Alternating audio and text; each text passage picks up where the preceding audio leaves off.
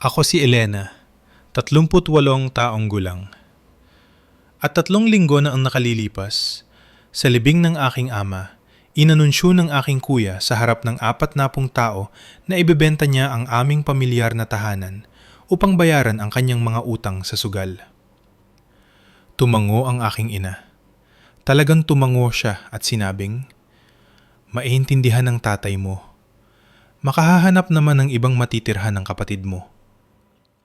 Nakatayo ako doon, napapaligiran ng mga kamag-anak na ayaw tumingin sa aking mga mata. Pakiramdam ko ay sinampal ako sa gitna ng siksikang silid. Ngunit heto ang totoo. Hindi nila alam. Mayroong ibubunyag ang abogado. Isang bagay na itinago ng aking ama sa loob ng 15 taon. Bago ko ituloy, kung sa tingin mo ay karapat-dapat pakinggan ang kwentong ito, mangyaring maglaan ng sandali upang i-like at mag-subscribe. Ngunit kung gusto mo lang talagang malaman kung ano ang sumunod na nangyari, at sabihin sa akin sa mga komento, saan ka nakikinig ngayon? Anong oras na dyan sa inyo? Hayaan yung ibalik ko kayo sa nakaraan. 3 linggo na ang nakalipas noong gabi na nakatanggap ako ng tawag 2:00 ng madaling araw. Umiilaw ang aking telepono sa maliit kong studio apartment sa gitna ng Maynila. Ang may murang estante ng libro, ang halamang Sansevieria na binuhay ko sa loob ng 6 na taon, at mga salansa ng libro sa accounting na hindi ko pa rin magawang itapon. Ang pangalan ni Mama ay kumislap sa screen. "Inatake ang tatay mo. Nasa medical center siya. Pumunta ka na ngayon." Nagmaneho ako ng 45 minuto sa maluluwag na kalsada gamit ang aking 2015 na Toyota Vios, yung may 100 at 20,000 kilometro na ang takbo at may ilaw ng check engine na ilang buwan ko nang hindi pinapansin. Nang pumasok ako sa parking lot ng ospital, nakita ko ang itim na SUV ni Kuya Bong na kumikinang sa ilalim ng mga ilaw. Naunahan niya ako doon. Siyempre, nauna siya. Pero hindi na yun mahalaga. Pagdating ko sa ICU, wala na si tatay. Ang huling beses na nakausap ko siya ay 3 buwan nang nakararaan. Isang tawag sa telepono na tumagal siguro ng 70 segundo. Tinanong niya, "Ayos ka lang ba?" At sinabi kong oo. At pagkatapos ay naupo kami sa katahimikan hanggang sa gumawa ang isa sa amin ng dahilan para ibaba ang telepono. Hindi ko alam na iyon na pala ang huling beses na maririnig ko ang boses niya. Sanay na ako ang huling dumarating. Pero sa pagkakataong ito, sana idumating ako ng mas maaga. Upang maunawaan kung anong nangyari sa libing na iyon, kailangan mong maunawaan ang aking pamilya. 20 taon na ang nakalilipas, ako ay 18 anyos. Nakaupo sa aming hapagkainan, kasama ang mga sulat ng pagtanggap sa kolehiyo na nakalatag sa aking harapan. UP, UST, Lasal. Pinaghirapan ko ang buong high school life ko para sa mga sulat na iyon, at kailangan ko ang tulong ng aking mga magulang kung paano ito babayaran. Kinuha ng aking ina ang sulat galing sa UST. Tinignan ito at ibinaba na parang basura. "Bakit kami gagastos ng ganyang kalaking pera sa iyo?" sabi niya. "Babae ka. Mag-aasawa ka, magkakaanak. Ang asawa mo ang magtataguyod sa iyo. Ganoon ang takbo ng buhay." Tumingin ako sa aking ama. Nakatitig siya sa kanyang tasa ng kape. Maigting ang panga. Walang sinasabi. Sa parehong taon, si Kuya Bong, na 3 taong mas matanda sa akin at nasa 2 taon na sa isang mamahaling universidad, ay nakuha ang lahat ng walang kahirap-hirap. Hindi scholarships, kundi mga tseke mula sa aming mga magulang. Ibinili nila siya ng bagong Honda Civic para sa kanyang pagpasok. Iinupahan nila siya ng kondo malapit sa campus para hindi niya kailangang maranasan ang hirap ng dormitoryo. Ako naman ay nakakuha ng listahan ng mga trabahong tumatanggap ng 18 anyos. Kaya, diskarte ko na lang. Nag-apply ako sa bawat scholarship na mahahanap ko, nakakuha ng sapat para sagutin ang 70% ng matrikula sa universidad, at nagtrabaho sa 2 part-time na trabaho, gabi-gabi sa call center, at tuwing katapusan ng linggo sa isang kapihan para mabayaran ang iba pa. 4 na taon ng pagtulog ng 5 oras bawat gabi, ng pagkakain ng instant noodles dahil ang maayos na grocery ay luho na, ng pagmamasid sa aking mga kaklase na pumupunta sa mga party habang ako ay kumukuha ng extrang shift. Nagtapos ako na may mataas na karangalan at lisensya ng CPA na ngayon ay nakasabit sa aking maliit na apartment.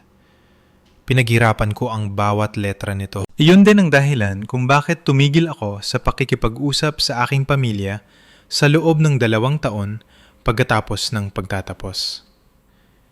Hindi ko sila kayang tignan nang hindi nararamdaman ang bigat ng lahat ng ipinagkait nila sa akin. Ang mga anak na lalaki ang haligi ng pamilya, madalas sabihin ng aking ina. Ang mga anak na babae ay mga bisita lamang na dumadaan. Narinig ko ang linyang iyon ng napakaraming beses. Nagsimula na akong maniwala dito. Ang umaga pagkatapos mamatay ni tatay, nagmaneho ako pabalik sa bahay na kinalakihan ko sa unang pagkakataon sa loob ng 3 taon. Ito ay isang malaking bahay na istilong kolonyal na may 4 na kwarto sa isang subdibisyon sa probinsya malapit sa Maynila. Itinayo noong 1985 na may malawak na balkonahe at bakuran kung saan ako nang huhuli ng mga alitap-tap noon.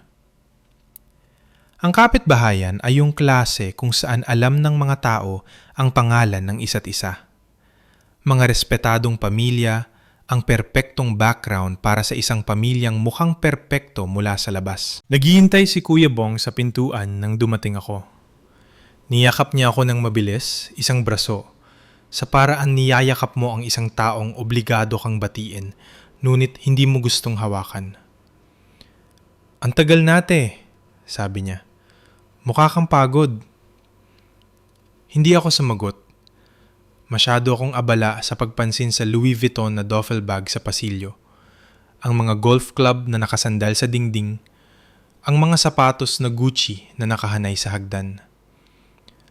Walang trabaho si Kuya Bong sa loob ng 8 buwan. Alam ko dahil nabanggit ito ni Mama sa isa sa kanyang mga pambihirang tawag na puno ng panunumbat. "Nasaan si Mama?" tanong ko. "Nasa telepono kausap ang punerya.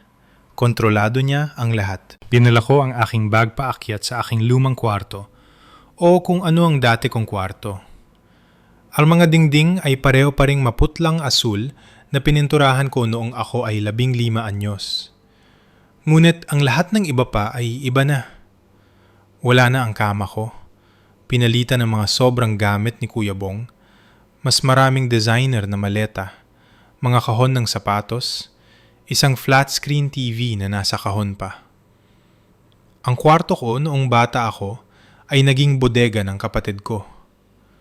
Tumayo ako sa pintuan habang tinitignan ang tambak ng mga mamahaling bagay na pag-aari ng isang lalaking di umano'y walang pera, at nakaramdam ako ng panlalamig sa aking dibdib. Hindi ko tinanong kung bakit naging aparador niya ang kwarto ko. Ang ilang mga katanungan ay sinasagot ang kanilang sarili. Ang libing ay itinakda makalipas ang 5 araw ayon sa kagustuhan ni tatay. Simple lang, sa Funeraria Reyes, ang lokal na punerya na dinadaanan niya araw-araw papunta sa trabaho. Inasikaso ko ang mga lohistika. Tinawagan ko ang direktor ng punerya, sinulat ang obituaryo, kinuntak ang mga kamag-anak na hindi ko nakausap sa loob ng maraming taon. Inayos ko ang mga bulaklak, kinumpirma ang catering, at siniguradong ang mga programa ay naiprint na may tamang larawan. Yung larawan ni tatay mula 10 taon na ang nakakaraan bago siya magmukhang pagod sa lahat ng oras. Si Kuya Bong ang humawak sa pakikiramay. Sa tuwing may kapitbahay na dumadaan na may dalang pagkain, Lumalabas siya sa pintuan kasama ang kanyang praktisadong pagdadalamhati. Tinatanggap ang pakikiramay tulad ng isang politikong nangangampanya. Maraming salamat sa pag-alala sa amin. Sasabihin niya, kamay sa kanilang balikat, boses na puno ng emosyon. Ma-appreciate ito ni tatay. Ngunit sa likod ng mga saradong pinto, iba ang mga bagay. Napansin ko ito sa ikatlong araw. Sina Mama at Kuya Bong ay nagkakaroon ng mga pabulong na pag-uusap sa sala. Mga pag-uusap na biglang humihinto sa tuwing papasok ako. Nakakarinig ako ng mga pira-pirasong salita tulad ng pagkatapos ng libing at real estate at ayusin agad. Sa ika-4 na gabi, napadaan ako sa kusina nang marinig ko si Kuya Bong sa kanyang telepono. Alam ko, sabi niya. Ang boses niya ay maigting sa isang bagay na parang takot. Makukuha ko na ito agad pagkatapos ng linggong ito. Bigyan mo lang ako hanggang... Nakita niya ako at agad na ibinaba ang telepono. Sino yon? Tanong ko. Wala, Bobby sa trabaho. Hindi siya nagtatrabaho sa loob ng walang buwan. Hindi ko na pinilit, ngunit itinago ko ito sa akin isipan. Isa pang piraso ng puzzle na hindi ko pa naiintindihan. Nang gabing yun, humiga ako sa guest room na nakatitig sa kisame. Nagtataka kung ano ang desperadong gustong bayaran ng kapatid ko at kung bakit ang kanyang takot ay tila mas malaki kaysa sa kanyang pagdadalamhati. Ang gabi bago ang libing, hindi ako makatulog. Kaya ginawa ko ang lagi kong ginagawa kapag hindi mapalagay ang isip ko. Nagayos ako. May maliit na opisina si tatay sa silong. Isang makalat na silid na may kahoy na mesa at mga kabinet ng filing mula noong 1990s. Walang humawak nito simula nang magkasakit siya. Naisip ko na maari ko man lang simulan ang pag-uuri ng mga bagay. Gawing kapaki-pakinabang ang aking sarili sa parang hindi kailangang makipag-usap sa sinuman. Ang unang kabinet ay puno ng mga tax returns at bill ng kuryente at tubig na bumabalik ng ilang dekada. Ang pangalawa ay may mga lumang litrato, card, report card, akin at kay Kuya Bong at isang folder na may label na mahahalagang dokumento.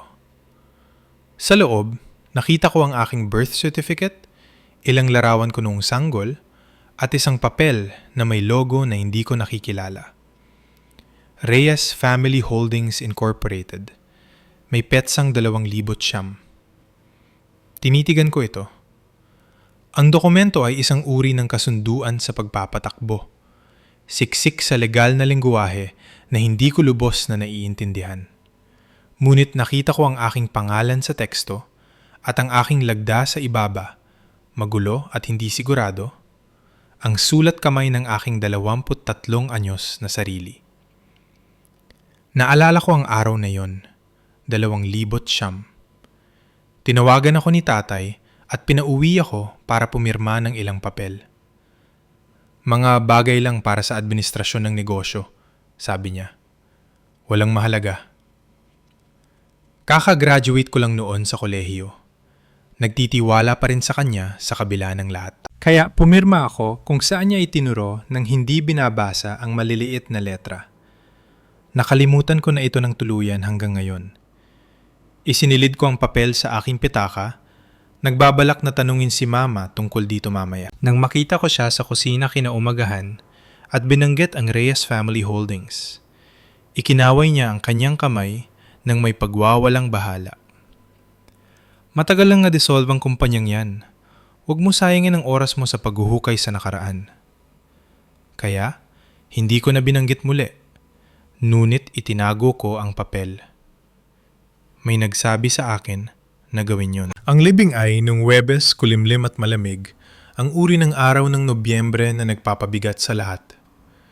Ang Funeraria Reyes ay ang pinakamalaking punerya sa lugar na may dark wood paneling at stained glass na bintana na naghahatid ng kulay na liwanag sa mga upuan.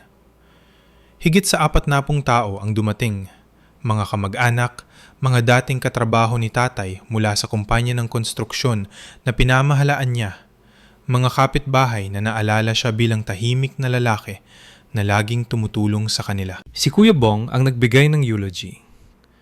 Tumayo siya sa podium na naka-Amerikana. Nakilala ko ang tatak dahil nakita ko ito sa isang magazine. Nasa 150,000 piso ang minimum. At nagsalita tungkol kay tatay na parang matalik silang magkaibigan. Ikinuwento niya ang mga fishing trip na pinuntahan daw nila, mga payo na ibinigay ni tatay sa kanya, ang hindi masisirang ugnayan sa pagitan ng ama at anak. Nakaupo ako sa likod na hanay na nakikinig sa mga kwentong hindi ko narinig kailanman. Nagtataka kung alin man sa mga iyon ay totoo. Ang pangingisda siguro. Pero ang mga masinsinang pag-uusap, ang malalim at makabuluhang koneksyon. Nanirahan ako sa bahay na yon ng 18 taon at hindi ko kailanman nakita si tatay na nakipag-usap kay Kuya Bong tungkol sa anumang mas personal kaysa sa score sa basketball. Ngunit naantig ang mga tao. Pinunasan ng mga babae ang kanilang mga mata. Tumango ang mga lalaki ng taimtim. Si Kuya Bong ay palaging magaling umarte. Si Mama ay nakaupo sa harap na hanay na nakasuot ng itim na damit at ang kanyang signature na kwintas na perlas. Regalo mula kay Kuya Bong. Gusto niyang ipaalala sa mga tao. Kahit na alam naming lahat na si tatay ang nagbayad para dito. Tinanggap niyang pakikiramay ng may praktisadong dignidad. Ang nagdadalamhating biyuda na kontrolado ang lahat. Walang lumapit para kamustahin ako. Walang nagtanong kung paano ako nakakayanan ng lahat. Ako ay parang ingay lang sa paligid. Ang anak na babae na masyadong matagal na wala para maging mahalaga. Hindi ko alam na ang eulogy ay pambungad lamang. Ang tunay na palabas ay susunod. Pagkatapos ng huling panalangin, karamihan sa mga tao ay nagsimulang mag-ayos para umalis. Ngunit humakbang pabalik si Kuya Bong sa podium at tumikhim.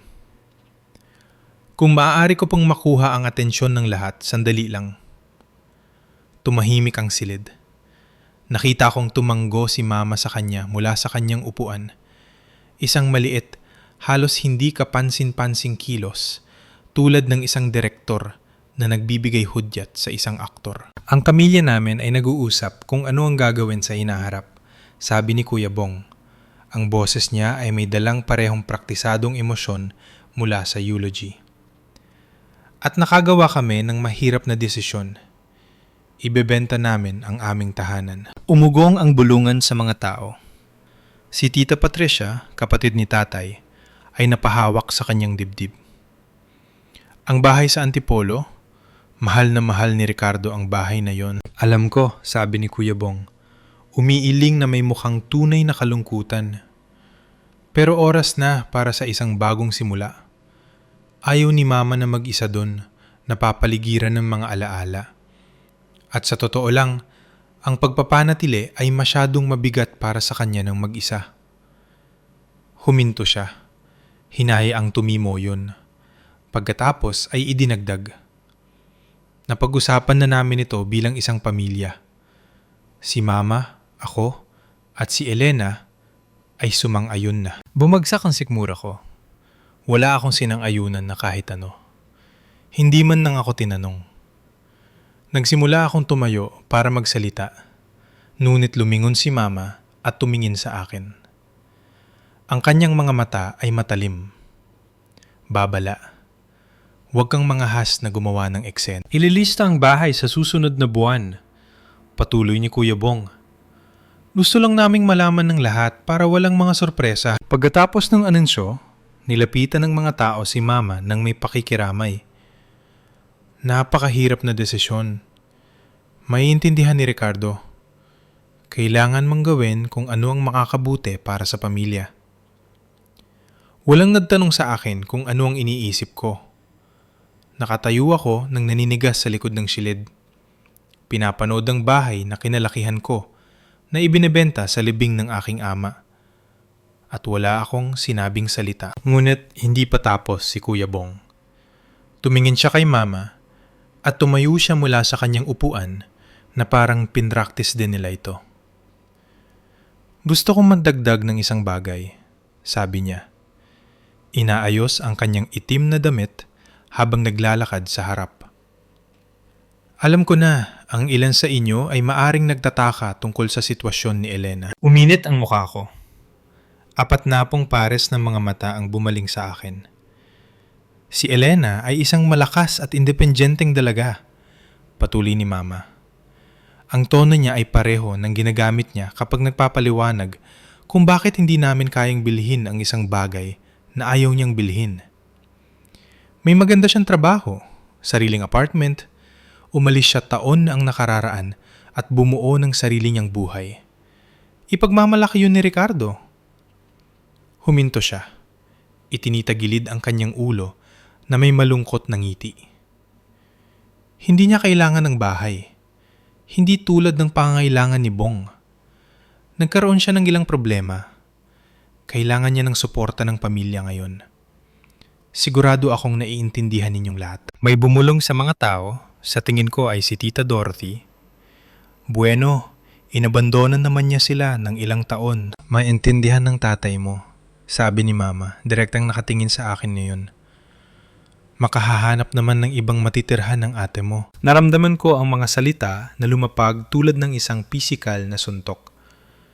Sinabi niya lang sa aming buong angkan na wala akong karapatan sa kahit ano, na ako ay pahabol lang, na anumang mangyari sa bahay na kinalakihan ko ay hindi ko dapat alalahanin.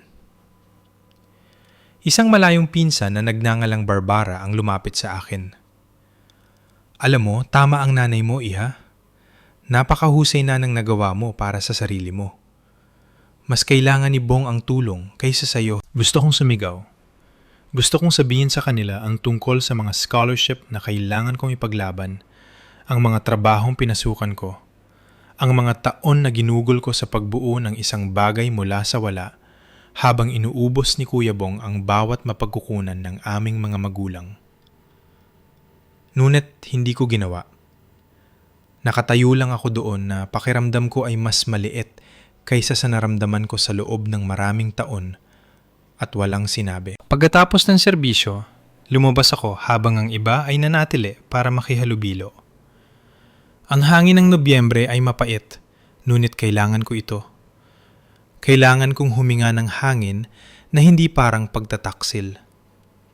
Sa bintana, pinanood ko si Kuya Bong na nakikipagkamay sa isang lalaking naka-tailor na gray na suit. Nagpalitan sila ng business card. Inabutan ng lalaki si Kuya Bong ng isang folder na may logo ng isang ahensya ng real estate sa harap. Nagdala siya ng ahente sa libing. Lumitaw si Mama sa tabi ng lalaki. Itinuturo ang pinto na parang nagbibigay ng direksyon. Ilang sandali pa, nakita ko silang lahat na sumakay sa magkakahiwalay na kotse at nagmaneho papunta sa direksyon ng aming bahay. Napagtanto ko na ipinapakita nila ang ari-arian bago pa man mailibing si tatay. Bumalik ako sa loob para hanapin ang aking pitaka at doon ko narinig si Tita Dorothy na nakikipag-usap sa isang grupo ng mga pinsan. Bueno, ano bang aasahan mo? Inabandona sila ni Elena. Hindi tumatawag. Hindi bumisita ng ilang taon. At ngayon, gusto niyang sumulpot at mag-claim ng kung ano. Hindi ganoon ang takbo ng dugo. Nanigas ako sa pasilyo na nakatago sa isang haligi at nakinig. Kawawang nanay niya, dagdag ng isa pa. Kailangang harapin ang isang anak na tulad niyan, bukod pa sa pagkawala ng kanyang asawa. Buti na lang nandyan si Bong. Nandyan siya para kay Delia sa lahat ng bagay. Naisip ko ang lahat ng oras na tumawag ako at sinabihang abala si Mama. Lahat ng Pasko na inalok kong umuwi para lang sabihang kami-kami lang muna ngayong taon.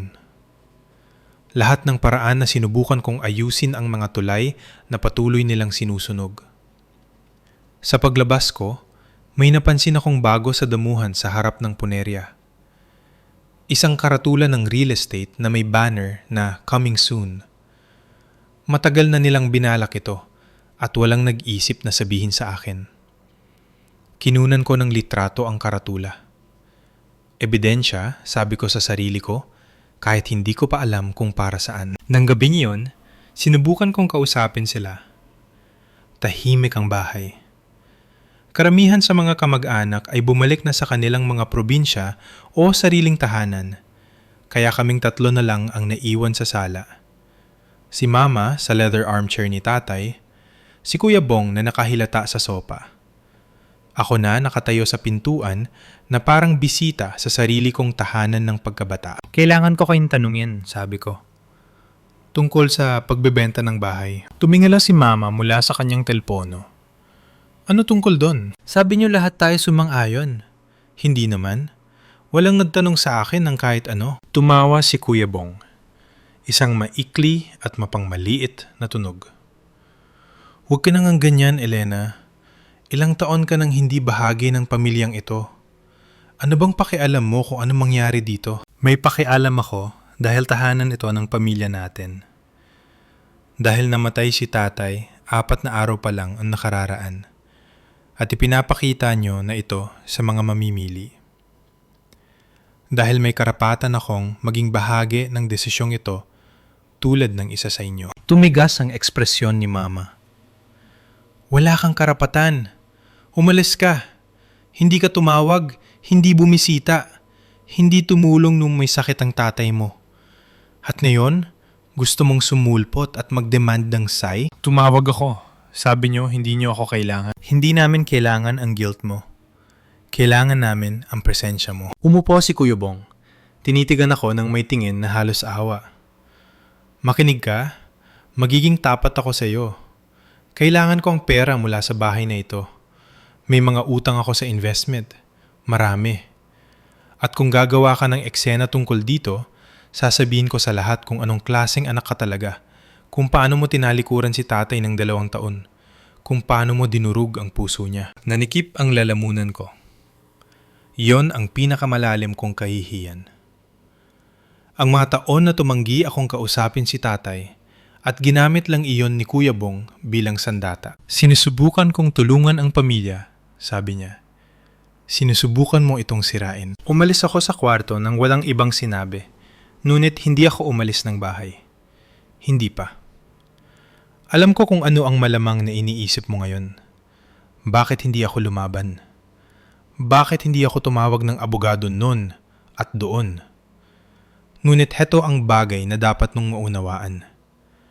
Ito ang aking pamilya, ang aking ina, ang aking kapatid. Ang mga taong pinaglaanan ko ng buong kabataan ko para makuha ang pagmamahal.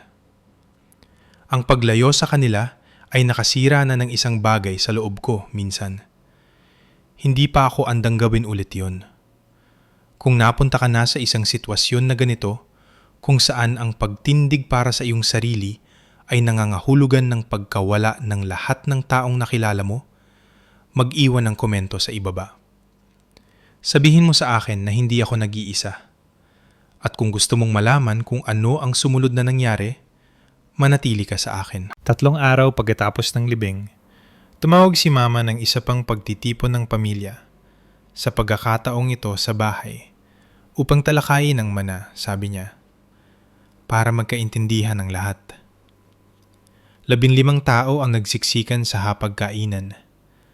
Si Tita Dorothy, Tito Frank, ang lola ko sa panig ni Mama, iba't ibang pinsan na halos hindi ko makilala.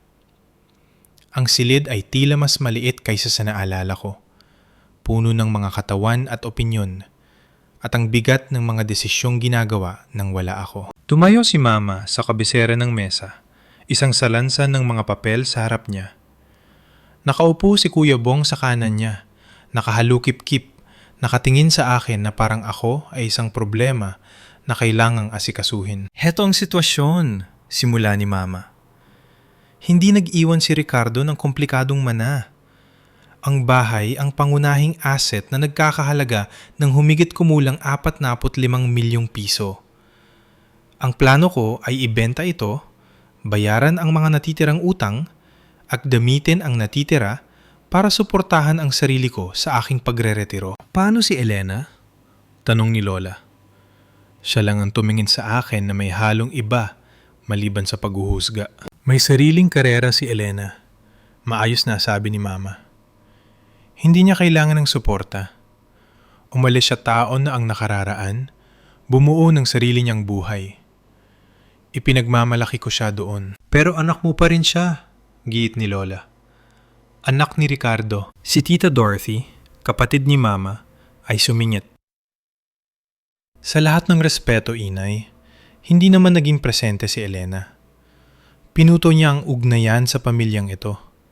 Hindi ka pwedeng umalis at pagkatapos ay bumalik na nakalahad ang kamay. Hindi ako humihingi ng kahit ano, sabi ko.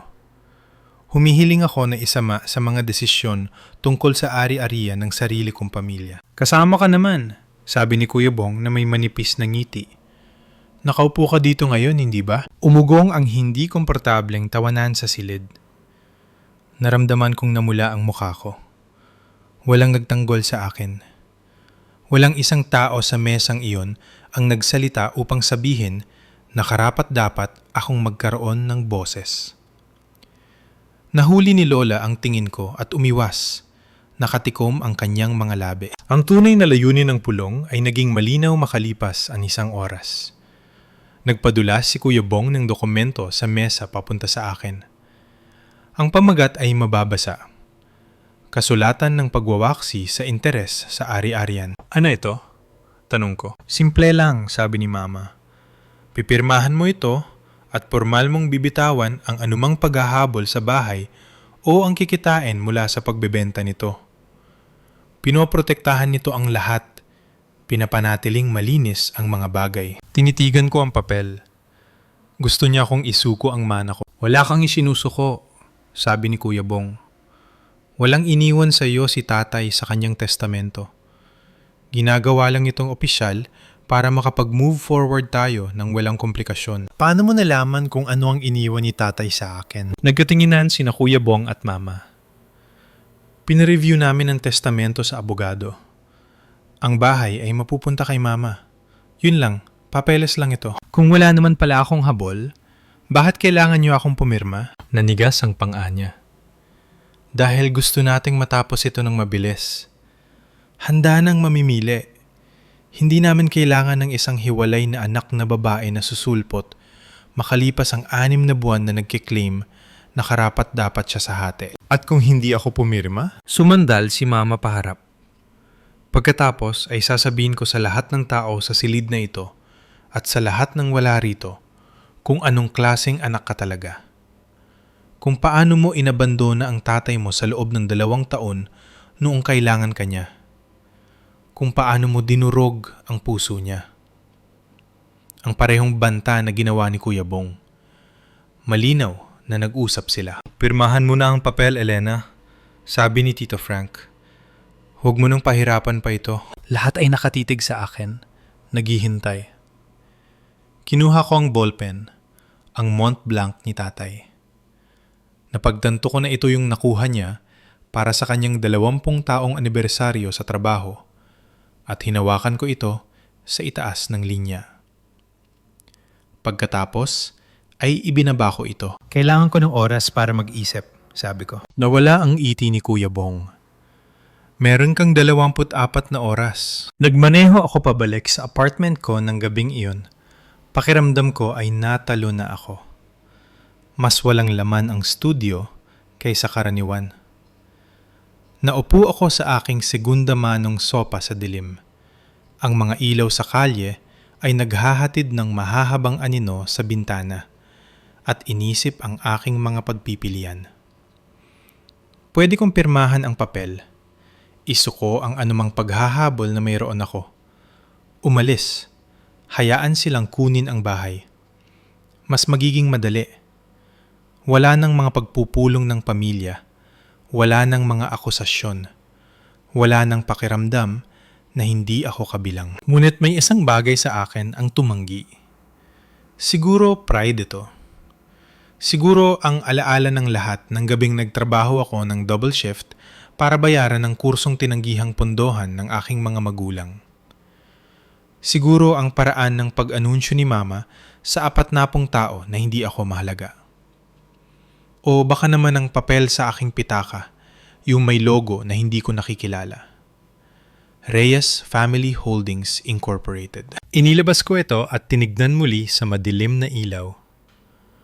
Ang aking lagda ay naroon sa ibaba.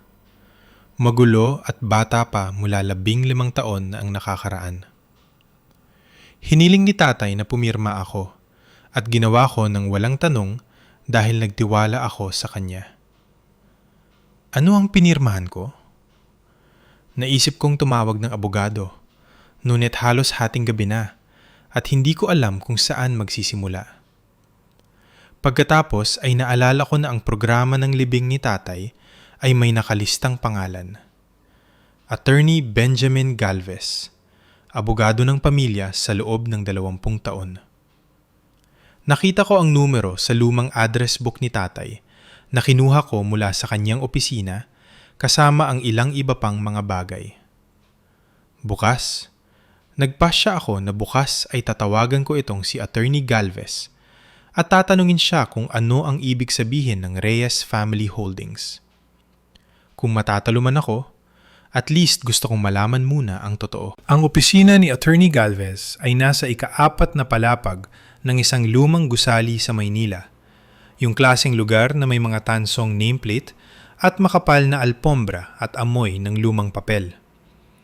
Mas matanda siya kaysa sa inaasahan ko.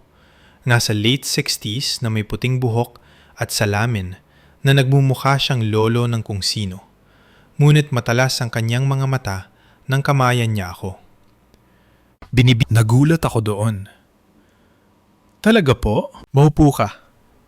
Itinuro niya ang isang leather chair sa tapat ng kanyang mesa. Ako ang abogado ng tatay mo sa loob ng 20 taon. Kami ay may kasunduan. Inilabas ko ang dokumento ng kumpanya mula sa aking bag at idinulas ito sa mesa. Nakita ko ito sa mga file niya.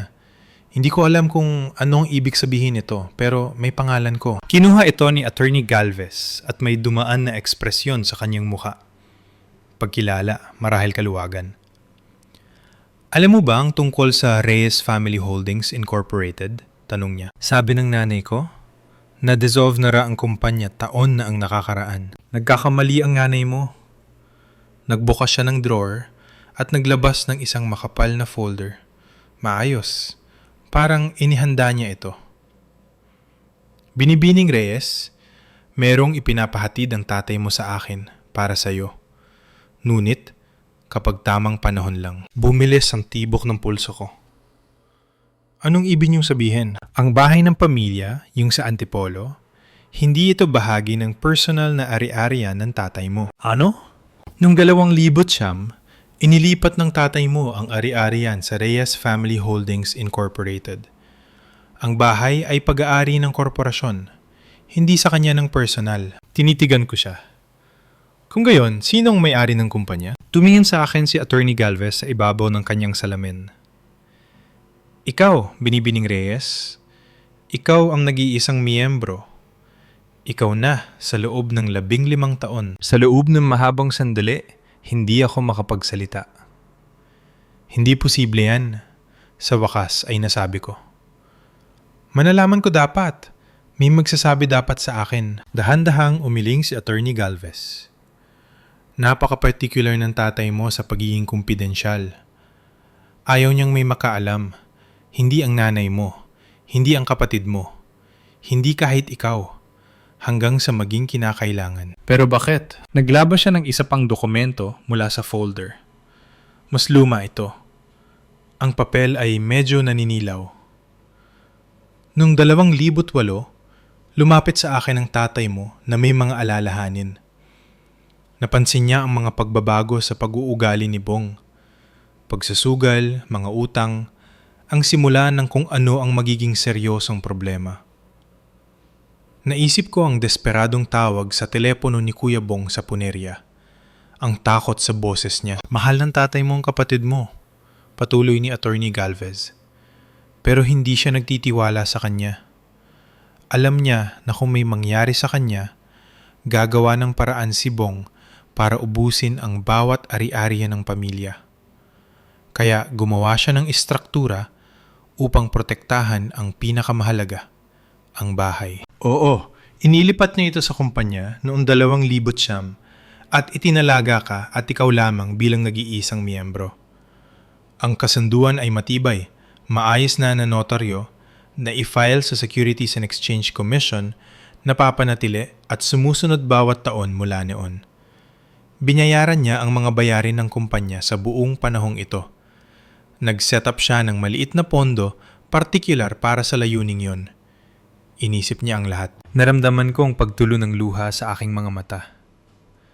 Sa lahat ng taon na akala ko ay walang pakialam si tatay, lahat ng katahimikan na binigyan ko ng kahulugan bilang kawalan ng malasakit.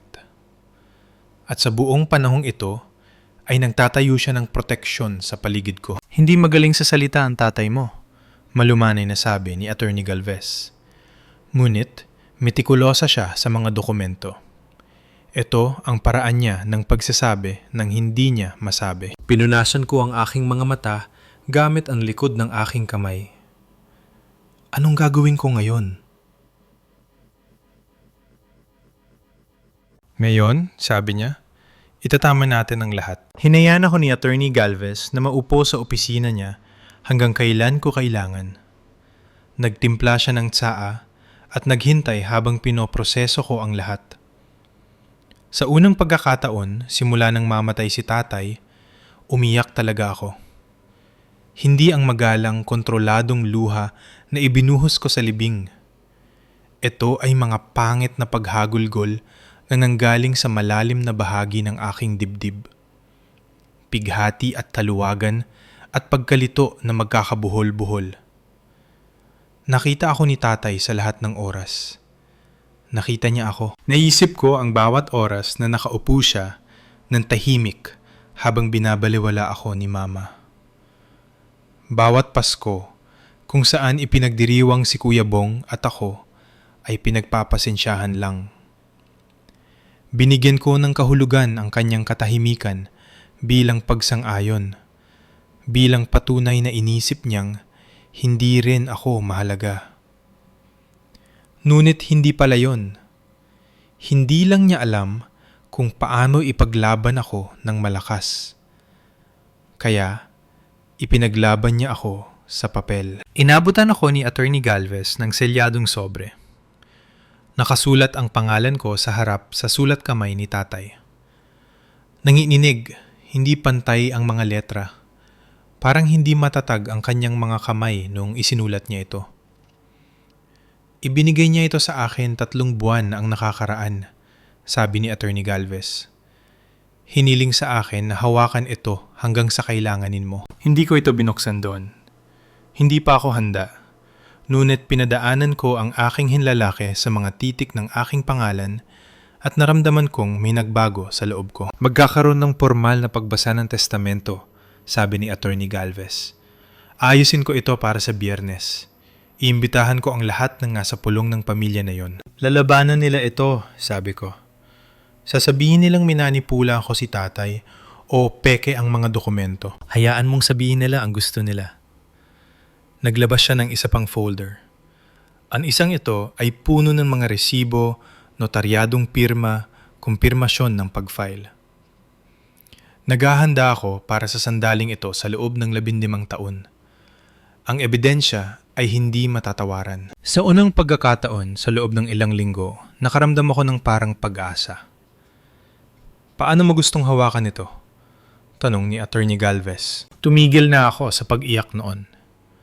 Lumamig na ang tsaa, ngunit mas matalas ang isip ko kaysa sa mga nakaraang araw.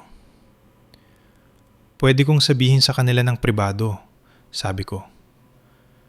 Hilahin sina Mama at Kuya Bong sa gilid, ipaliwanag ang sitwasyon, iwasan ang iskandalo. Pwede, pagsang-ayon ni Attorney Galvez.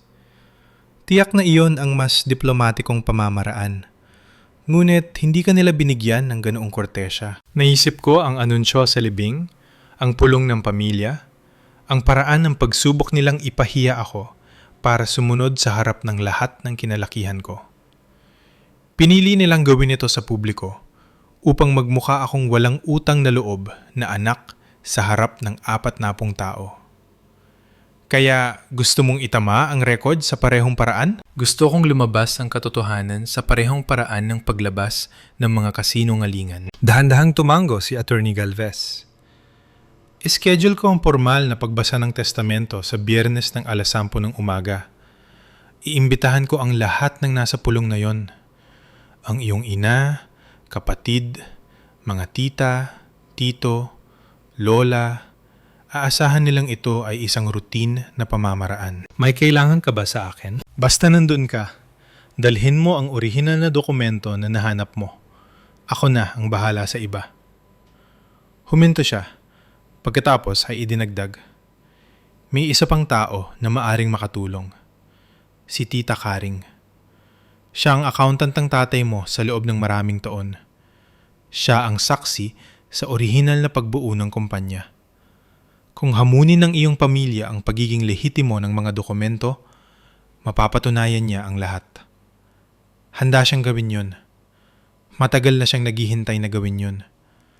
Palagi kanyang gusto, Binibining Reyes. At alam niya ang tunay na intensyon ng iyong ama. Umalis ako sa opisina ni Attorney Galvez na may daladalang bagay na matagal ko nang hindi nararamdaman. Katiyakan. Hindi ako lalaban sa pamamagitan ng pagsigaw o pag-iyak o pagmamakaawa sa kanila na makita ako. Hahayaan kong magsalita ang mga papeles. Si Tita Charing ay nakatira sa isang simpleng townhouse sa Quezon City. Yung klaseng lugar na may mga paso ng bulaklak at maaliwalas na pakiramdam. Nasa late 50s na siya na may buhok na may pilak at mukhang gustong-gusto mong sabihin sa kanya ang iyong mga problema. Iniisip ko kung kailan ka dadating, sabi niya. Pinapapasok ako sa kanyang sala.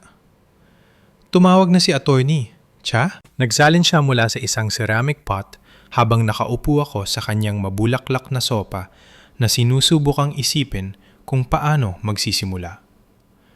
Ngunit ginawa ito ni Tita Charing para sa akin. Palaging ikaw ang pinag-uusapan ng tatay mo, sabi niya. Alam mo ba yon? Hindi. Ginawa niya. Sa tuwing may naabot ka, pumasa sa CPA exam, na-promote, gagawa siya ng paraan para mabanggit ito. Mabuti ang kalagayan ng anak ko, sasabihin niya.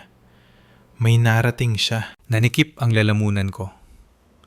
Kung gayon, bakit hindi niya sinabi sa akin? Dahil si Ricardo Reyes ang pinakamahirap maglabas ng emosyon na lalaking nakilala ko. Sinabi niya ito ng may pagmamahal, hindi kalupitan. Lumaki siya sa isang bahay kung saan ang damdamin ay kahinaan. Hindi niya alam kung paano sabihin ang mahal kita. Kaya ipinakita niya ito sa tanging lengguwahe na naiintindihan niya. Mga spreadsheet at legal na dokumento. Ang holdings company. Nandoon ako nung itinayo niya ito. Sinaksihan ko ang mga pirma, tinulungan siyang i-file ang mga papeles. Pinangako niya akong huwag sabihin sa sinuman, kahit sa iyo, maliban kung may mangyaring mali. At ngayon, may nangyaring mali. Ang iyong ina at kapatid ay magbebenta ng bahay na hindi kanila. Masasabi kong kwalipikado yon. Ibinaba niya ang kanyang tasa at tumingin sa akin ng diretsyo. Hindi perpektong tatay mo, Elena. Pero sa huli, ikaw ang pinili niya. Huwag mong hayaang kunin nila yon. Tumango ako.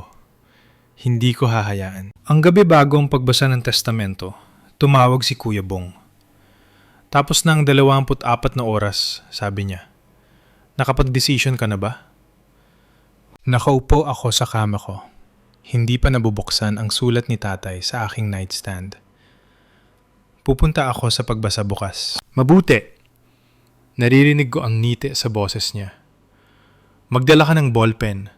Tatapusin natin ito at lahat ay makaka-move on na. Magkikita tayo doon, kuya. Pagkababa niya, tumawag si mama. Iba ang tono niya, mas malambot, halos nakikiusap. Elena, alam kong naging mahirap ang mga bagay sa pagitan natin. Pero kailangan mong maunawaan na hindi ito tungkol sa pagtataboy sa iyo. Ito ay tungkol sa kaligtasan. Napasok si Bong sa gulo at kung hindi natin siya tutulungan, may mga taong masasaktan. Anong klaseng gulo? Nag-alinlangan siya. May utang siya sa mga mapanganib na tao. Malaking pera. Higit sa 19 milyong piso, siguro malapit sa 20 milyong piso. Ibinigay ko na sa kanya ang lahat ng naipon ko. Ang bahay ang dapat na huling resort. Kaya, iyon ang tunay na numero. 19 milyong piso sa utang sa sugal. Inubos ng kapatid ko ang kanyang sarili sa paghahabol ng panalo na hindi dumating. Ikinalulungkot ko na nahihirapan si Kuya Bong, sabi ko. Pero ang pagbebenta ng bahay ni tatay, ang bahay ko, ay hindi ayos sa kanya. Ito ay magbibigay daan lamang sa kanya na magpatuloy. Hindi mo naintindihan. Naintindihan ko ng lubos. Magkita tayo bukas, Mama. Ibinaba ko ang telepono at sa wakas ay binuksan ang sulat ni tatay. Nanginginig ang kanyang sulat kamay. Hindi pantay ang mga salita, ngunit malinaw ang mensahe. Elena, alam kong hindi ka naging patas na tratuhin ng iyong ina at kapatid. Patawad kung hindi ako nagkaroon ng lakas ng loob na sabihin niyo ng malakas. Hindi ako naging mabuting ama, ngunit sinubukan kong mag-iwan sa iyo ng isang bagay na hindi nila makukuha. Ikaw lang ang pinagkakatiwalaan ko sa kung ano ang mahalaga. Tatay. Tinupi ko ng maingat ang sulat at isinilid ito sa bulsa ng aking blazer. Bukas, hindi ko na kailangan magsalita ng marami. Ang papel ang magsasabi. Biyernes ng umaga, 10:00 ng umaga. Opisina ni Attorney Galvez. Ang conference room ay mas malaki kaysa sa kanyang pribadong opisina na may mahogany table na sapat ang haba para maupuan ng 12 at mga painting ng Maynila sa mga dingding. Isang crystal chandelier ang nakasabit sa itaas. Dumating ako ng 9:40 ay 5 at nakita si attorney na nag-aayos na, mga folder na nakaayos sa kanyang upuan, isang baso ng tubig sa bawat lugar. Handa ka na? Tanong niya. Kakayanin. Nagsimimulang dumating ang pamilya ng 9:55. Nauna si Mama, nakasuot ng itim ulit. Sa pagkakataong ito ay isang designer na damit na hindi ko nakikilala na may kwintas na perlas na kumikinang sa kanyang lalamunan. Halos hindi niya ako tinapunan ng tingin bago umupo sa kabilang dulo ng mesa. Pumasok si Kuya Bong ng 15 minutong huli dahil syempre ganon siya. Suot niya ang Amerikana ulit, bagong plansa, na parang ito ay isang pulong sa negosyo kung saan inaasahan niyang makasara ng deal. Tinapik niya si Attorney Galvez sa balikat na parang matalik silang magkaibigan. Salamat sa pag-aayos nito, Attorney. Bilisan na natin. Oo nga. Sina Tito Frank, Tita Dorothy, Lola at ilang pinsan ay sumunod sa kanya. Ang parehong mga tauhan mula sa pulong ng pamilya ay narito upang saksihan ang inaakala nilang huling pagkatalo ko. Nahuli ni Kuya Bong ang tingin ko sa kabilang dulo ng mesa at kumindat. Talagang kumindat na parang nagbabahagi kami ng isang biro. Nagdala ka na ba ng ballpen ngayon? Tanong niya. Hindi ako sumagot.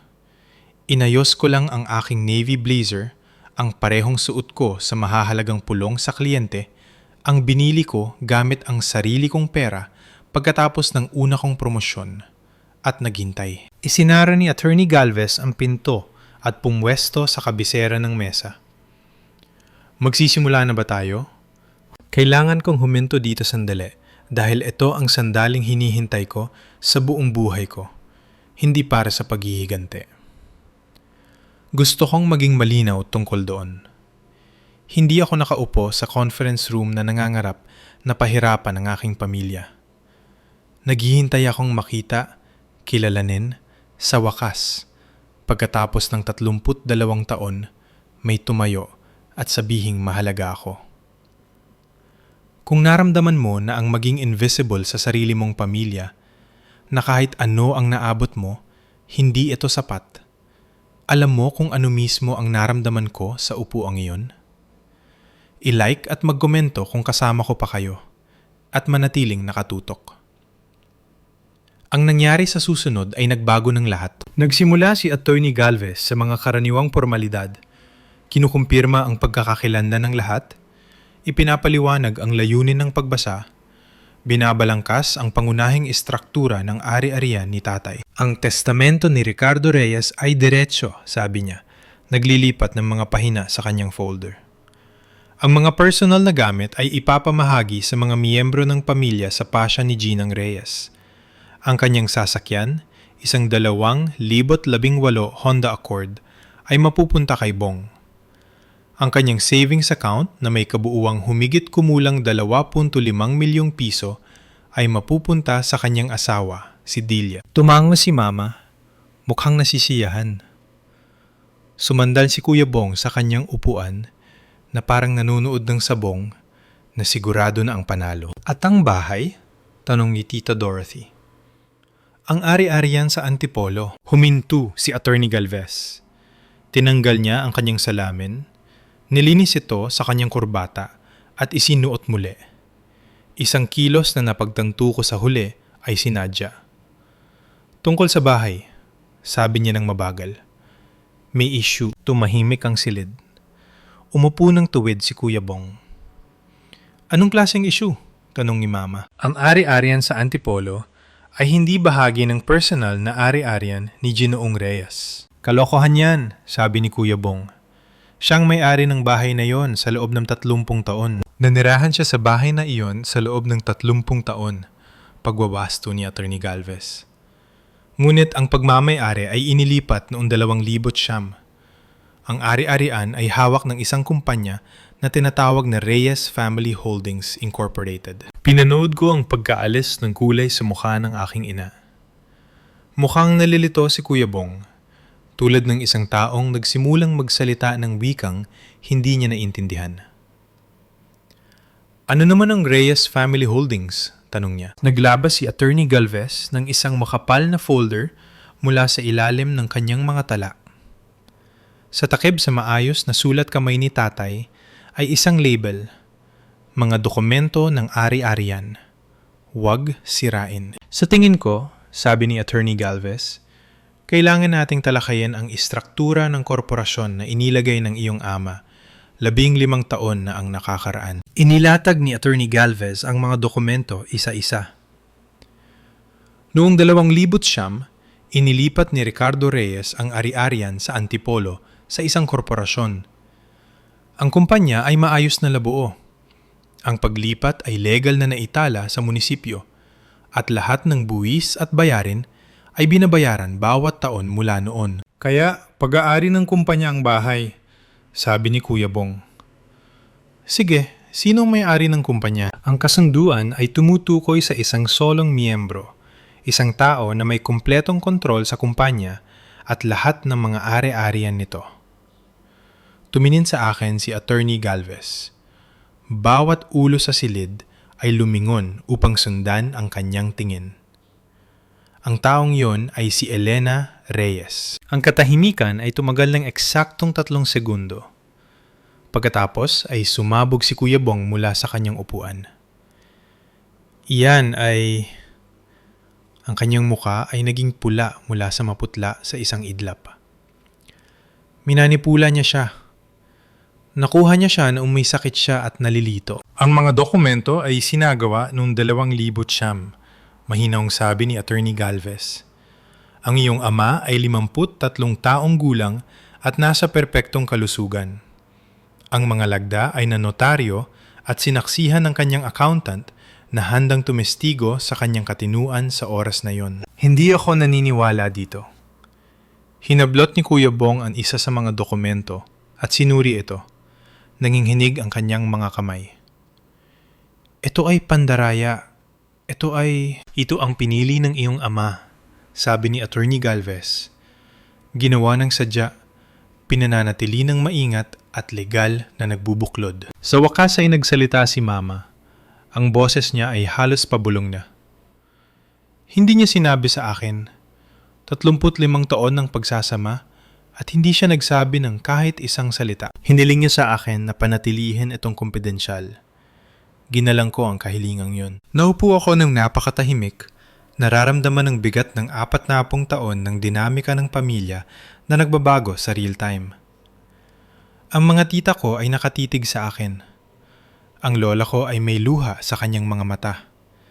At ang kapatid ko ay mukhang gusto niyang itumba ang mesa. Ang bahay ay nagkakahalaga ng halos 45 milyong piso, sabi ni Kuya Bong.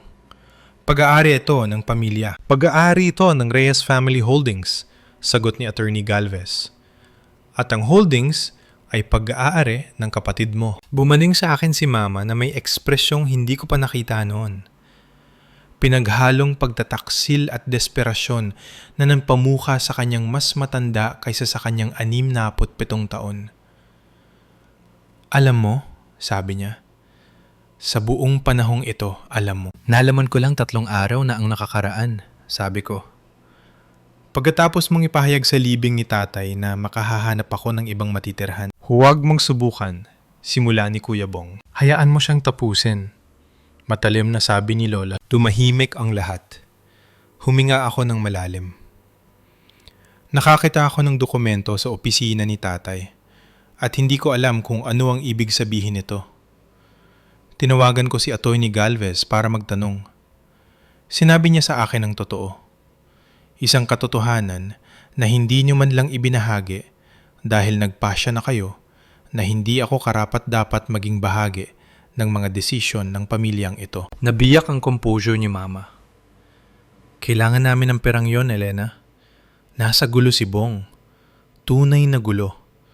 May utang siya sa mga taong hindi nakikipagnegosasyon. Magkakano? Tanong ni Tito Frank. Nakakunot ang noo. Walang sinabi si Kuya Bong, kaya ako na ang nagsabi. 19 milyong piso na utang sa sugal. Sumabog ang silid. Napahawak si Tita Dorothy sa kanyang dibdib. Isa sa mga pinsan ko ang bumulong. Diyos ko! Tinitigan ni Tito Frank si Kuya Bong na parang hindi pa niya nakita ito noon. Yan ay, hindi yan tumpak! Nautan na sabi ni Kuya Bong. Ito ay investments, hindi... Pinagtatakpan ko siya ng maraming taon, sabi ni Mama, basag ang boses. Ibinigay ko sa kanya ang lahat ng meron ako. Ang bahay, ang dapat na huling resort. Tumingin siya sa akin na may namumulang mga mata. 2 linggo pa lang wala ang tatay mo at kukunin mo na ang tahanan namin. Wala akong kinukuha, sabi ko. Inaangkin ko kung anong iniwan sa akin ni tatay. Sa parehong paraan na inaangkin niyo ang lahat ng iniwan niya sa inyo. Ang tanging pagkakaiba ay sinigurado niyang hindi ito makukuha. Ang kwintas na perlas sa kanyang lalamunan ay kumislap habang yumuyuko siya. Sa unang pagkakataon sa buhay ko, may sinabi ako na hindi niya matututulan. Tumayo ako. Ang atensyon ng lahat ay napunta sa akin. Ang ilan ay galit, ang ilan ay mausisa, ang ilan ay maingat na neutral. Nararamdaman ko ang pagkabog ng aking puso, ngunit pinanatili kong matatag ang aking boses. Hindi ako nandito para magyabang, sabi ko. At hindi ako nandito para parusahan ng sinuman. Nandito ako dahil gusto ni tatay na makuha ko ito. Ginawa niya ang pagpiling yon nung ako ay 23 anyos at itinago niya ito ng lihim sa loob ng 15 taon. May sinasabi yon tungkol sa kung ano ang pinaniniwalaan niya. Sinasabi nito na minanipulya siya, dura ni Kuya Bong. Sinasabi nito na nakita niya ang parating. Tumingin ako ng diretso sa kapatid ko. Alam niyang uubusin mo ang lahat ng itinayo niya kung bibigyan ka ng pagkakataon. At tama siya. Sumugod si Kuya Bong at sa isang sandali ay inakala kong sasaktan niya talaga ako. Ngunit hinawakan ni Tito Frank ang braso niya. Umupo ka, sabi ni Tito Frank. Sobra na ang pinsalang ginawa mo. Bumaling ako sa aking ina. Maaari kang manatili sa bahay. Hindi kita palalayasin sa kalye. Ngunit ito ay nasa ilalim ng isang formal na kontrata ng pagupa. Piso bawat buwan, nire-renew taon-taon sa aking pagpapasya. Piso bawat buwan, ulit niya. At hindi titira dun si Bong. Hindi yan mapag-uusapan. Hindi ka pwedeng... Pwede. Ang bahay ay pag-aari ng kumpanya ko. Ako ang magpapasya kung sino ang titira doon. Napakatahimik ng silid. Nakikita ko ang mga kalkulasyon na nangyayari sa likod ng mga mata ng lahat, ang paglilipat ng kapangyarihan, ang pagguho ng mga lumang pagpapalagay. Kailangan ni Bong ng tulong. Sabi ko ng mas malambot na yon. Tunay na tulong, hindi pera para iba to sa sugalan. Kung gusto niya magpagamot para sa kanyang adiksyon, susuportahan ko yon. Pero hindi ako magiging bahagi ng pagpapahintulot sa kanya na sirain ang sarili niya. Kinuha ko ang aking bag at tumingin sa paligid ng mesa sa huling pagkakataon. Hindi ko ito hiniling, ngunit hindi ako hihingi ng paumanhin sa pagtanggap ng piniling ibigay sa akin ng aking ama. Pagkatapos ay lumabas ako. Nakarating ako sa kalagitnaan ng pasilyo bago ko narinig ang mga yapak sa likuran ko. Elena, sandali. Lumingon ako. Si Lola, ang nanay ng aking ina, na gumagalaw ng mas mabilis kaysa sa nakita ko sa kanya sa loob ng maraming taon, ang kanyang tungkod ay tumatama sa marmol na sahig. Lola, patawad. Alam kong... Huwag kang humingi ng tawad. Naabot niya ako at hinawakan ang aking kamay sa pareho niyang kamay. Ang kanyang pagkakahawak ay mas malakas kaysa sa inaasahan ko. Kailangan kong sabihin sa iyo ang isang bagay. Humakbang kami sa gilid malapit sa elevator. Hindi kita mula sa conference room. Alam ko, sabi niya. Tungkol sa kumpanya? Sinabi sa akin ni Ricardo bago siya namatay. Hininiin niya ang basbas ko. Tinitigan ko siya. Alam mo, sa buong panahong ito, pumunta siya sa akin 3 buwan na ang nakakaraan. Pagkatapos ng kanyang diagnosis, sinabing wala na siyang masyadong oras at kailangang malaman na ginawa niya ang tamang bagay. Nagdiningning ang kanyang mga mata. Tinanong niya ako, sa tingin mo ba dapat kong protektahan si Elena? At sinabi ko sa kanya, oo, dahil hindi gagawin ng nanay niya. Naramdaman ko na naman ang pagtulo ng luha. Bakit hindi ka nagsalita sa pulong ng pamilya? Dahil hindi ko sekreto yon para sabihin. At dahil bumuntong hininga siya. Gusto kong makita kung matauhan ng nanay mo ng kusa. Bigyan siya ng pagkakataon na gawin ang tama. Hindi niya ginawa. Hindi niya ginawa. Pinisil ni Lola ang kamay ko. Pero ikaw, ginawa mo. Nanindigan ka. Hindi mo hinayaang ibuli ka nila. Natuto ako sa panonood sa iyo, tahimik kong sabi. Ngumiti siya. Isang totoong ngiti, yung uri na naalala ko mula sa aking kabataan. Pinaalala mo sa akin ang lolo mo. Matigas din ang ulo niya sa pinakamagandang paraan. Tinapik niya ang pisingi ko at tumalikod pabalik sa conference room. Umuwi ka na, apo. Deserve mo ang pahinga. Ako na ang bahala sa kung ano ang naiwan doon. Papunta na ako sa aking Vios nang maabutan ako ni Kuya Bong. Elena, sandali. Parang awa mo na. Huminto ako, ngunit hindi lumingon. Naririnig ko ang paghinga niya. Ragged, hindi pantay. Parang tumatakbo siya. Alam kong galit ka, sabi niya.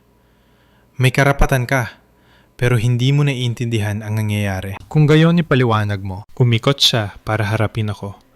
At sa unang pagkakataon, nakita ko sa likod ng mamahaling Amerikana at ang praktisadong kumpiyansa. Ang kapatid ko ay mukhang wasak. Maitim ang ilalim ng mga mata, nang inyinig ang mga kamay, ang desperasyon ng isang lalaking naubusan na ng mga pagpipilian. Ang mga taong pinagkakautangan ko, sabi niya, hindi sila matayaga. Nagpapadala sila ng mga tao para sundan ako. Nag-iiwan ng mga sulat sa kotse ko. Noong nakaraang linggo, may bumutas ng gulong ko. Elena, natatakot ako. Nabasag ang boses niya. Napasubo ako. At iniisip ko na kaya kong bawiin.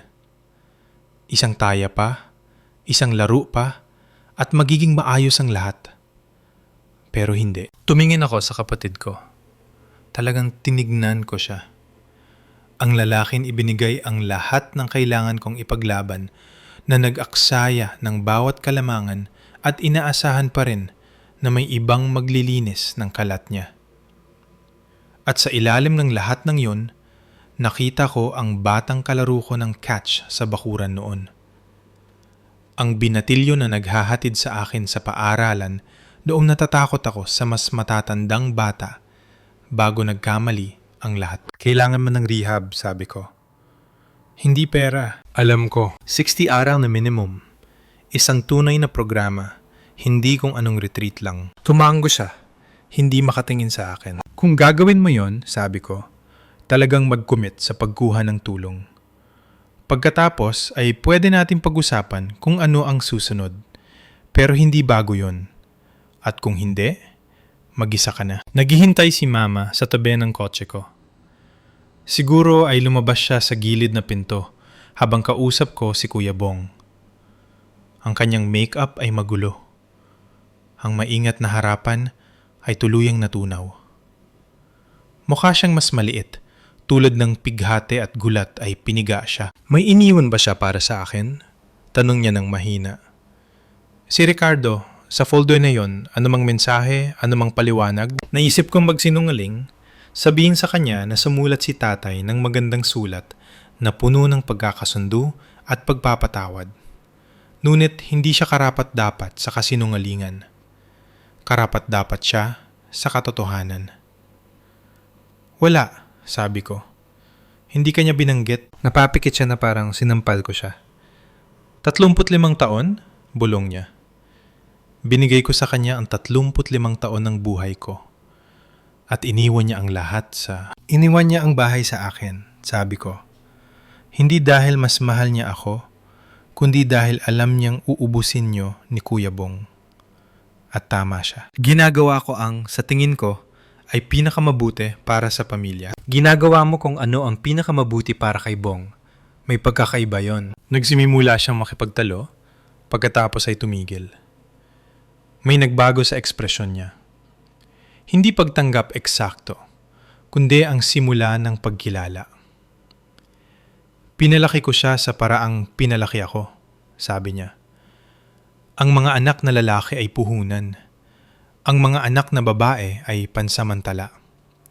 Iyon ang itinuro sa akin ng nanay ko. Mukhang nagbago na ang isip ni Lola. Isang mapait na tawa. Palagi kanyan mas gusto. Siguro nakita niya lang ako ng mas malinaw. Inabot ni Mama at tinanggal ang kanyang kwintas na perlas. Ang suot niya araw-araw sa loob ng mahabang panahon. At hinawakan ito sa kanyang palad sandali. Hindi ko alam kung paano ito ayusin, sabi niya. Hindi ko rin alam, inamin ko. Pero baka doon tayo magsimula. Hindi siya sumagot. Naglakad lang siya palayo, hawak pa rin ang mga perlas.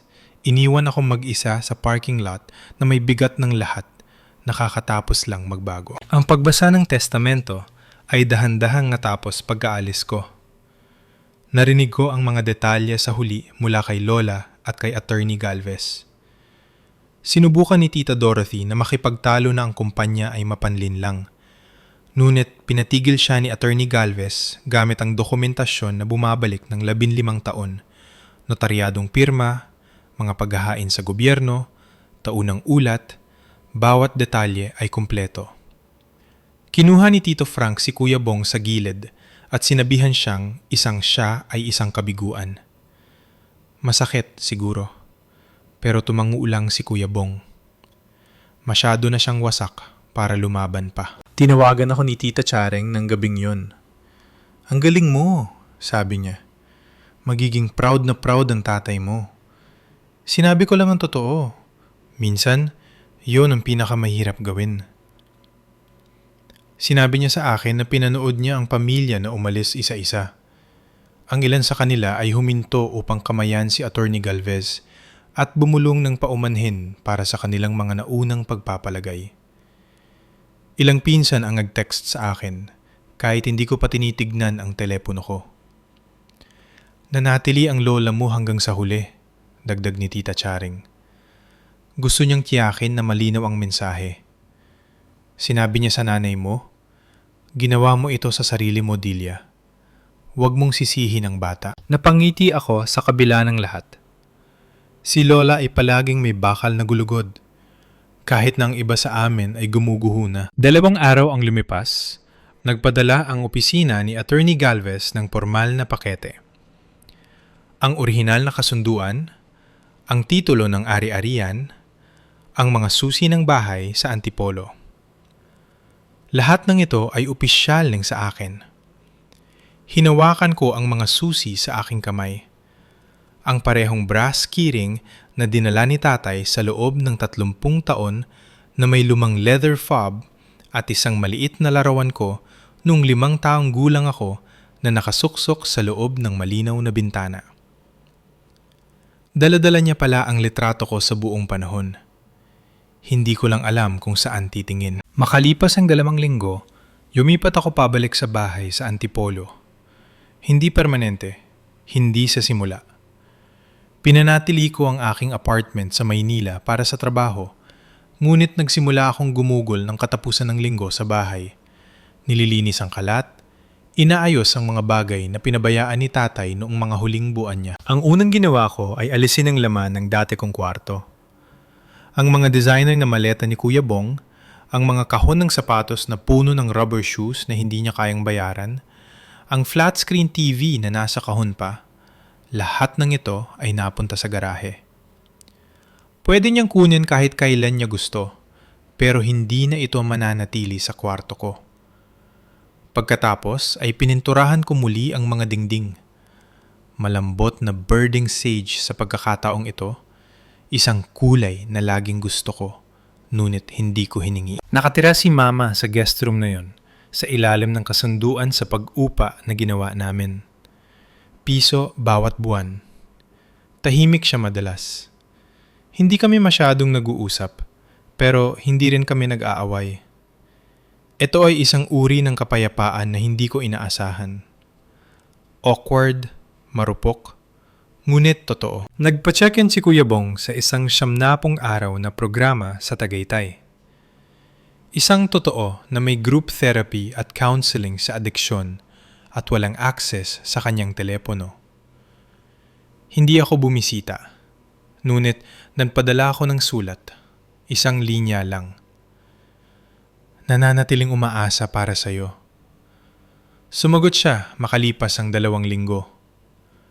2 salita. Salamat po. Tuwing linggo, nagsimula akong maghapunan kasama si Lola. Pumupunta siya na may dalang ulam o kakanin at uupo kami sa kusina kung saan ako gumagawa ng takdang aralin noon at nagkukuwento siya tungkol sa aking lolo. Ang matigas na minana ko pala ng higit pa sa alam ko. Ang bahay ay iba na ang pakiramdam ngayon. Mas magaan. Parang pinipigilan nito ang hininga sa loob ng maraming taon. Naghihintay na may magpahintulot dito na huminga. Naglagay ako ng sariwang bulaklak sa altar kung saan nakalagay ang litrato ni tatay. Dilaw na rosas ang paborito niya. Kagabi, nakaupo ako sa balkonehe habang lumulubog ang araw. May hawak na tasa ng salabat.